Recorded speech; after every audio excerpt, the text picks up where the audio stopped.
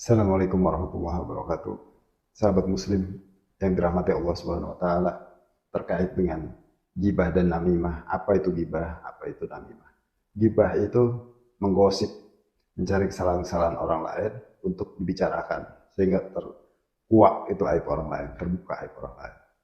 Sementara namimah adalah kegiatan perilaku mengadu domba orang yang sedang bersiteru, bahkan yang tidak bersiteru diadu domba bagaimana supaya berseteru, supaya terjadi konflik.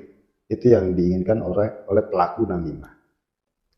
Maka terhadap pelaku gibah, orang yang menggosipkan orang lain itu, mencari kesalahan orang lain sehingga dia tidak sibuk mencari kesalahannya sendiri, nanti siksaannya akan memakan bangkai orang yang digibahkan.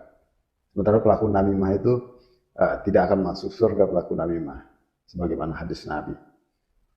Padahal Quran sudah menegaskan, ayaskor kaum min kaum. Janganlah suatu kaum itu mengolok-olok kaum yang lain. Wala tajassasu wala yaghtab ba'dukum ba'du.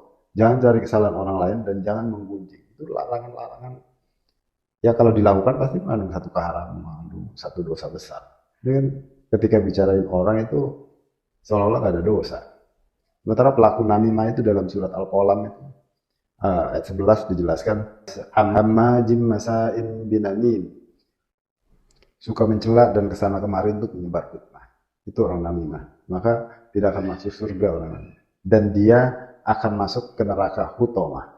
Sebagaimana dalam surat Al-Humajah ayat 1. Wailul likulli humazatil lumazah.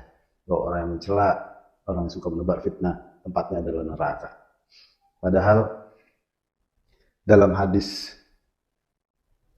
satu hadis baginda Nabi menegaskan, orang muslim itu yang orang muslim lain selamat dari mulutnya dan tangannya, tidak menggosip dan tidak menyakiti orang dengan tangannya.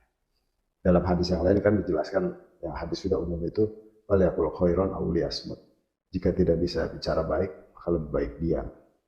Kekinian menggosip menjadi semakin sip, namimah menjadi semacam tren, sehingga suka melihat orang konflik dan suka melihat orang terbuka. Itulah yang terjadi sekarang. Kita kembali kepada Quran dan hadis, kita kembali taat kepada Allah dan Rasul. Insya Allah kita selamat. Wallahu a'lam bishawab.